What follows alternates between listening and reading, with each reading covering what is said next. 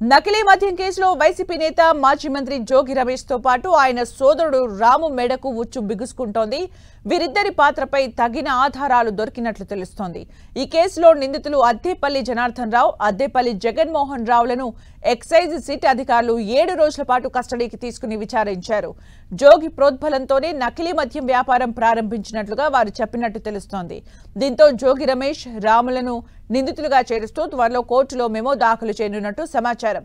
తనకు 3 కోట్లు సాయం చేస్తానని జోగి రమేష్ హామీ ఇచ్చారని, ఈ డబ్బుతో ఆఫ్రికాలో డిస్టిలరీ ఏర్పాటు చేసుకోవచ్చని ఆశ పెట్టడంతోనే ఇందులోకి దిగానని జనార్దన్ రావు చెప్పారు.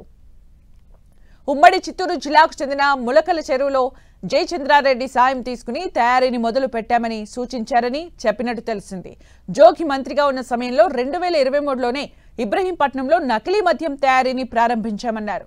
ఈ మేరకు రాతపూర్వకంగా స్టేట్మెంట్ కూడా ఇచ్చినట్లు సమాచారం.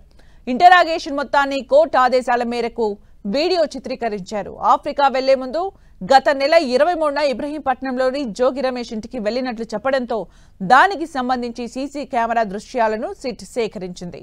బాలాజీకి స్పిరిట్ ను గోవా నుంచి తెచ్చి జితిన్ అందజేసేవాడు. అతడికి అక్కడ సొంత డిస్టిలరీ ఉన్నట్లు తెలిసింది.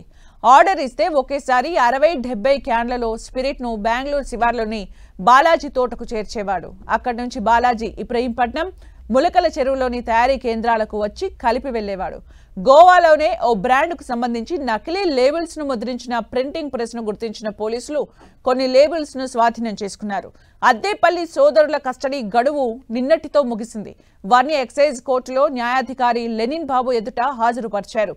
ఈ సందర్భంగా విచారణకు సంబంధించిన వీడియో, నిందితుల రాతపూర్వక స్టేట్మెంట్లను సమర్పించారు. కోర్టు రిమాండ్ విధించడంతో జనార్దన్ రావును, జగన్మోహన్ రావును జైలుకు తరలించారు.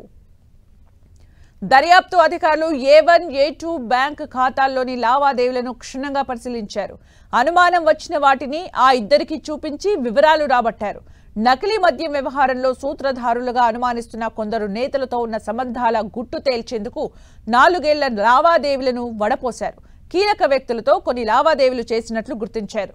ప్రధాన నిందితుడు జనార్దన్ రావు ఆఫ్రికా వెళ్లిన సమయంలోనే ఈ కేసులో కీలక ఆధారాలను ధ్వంసం చేశాడు.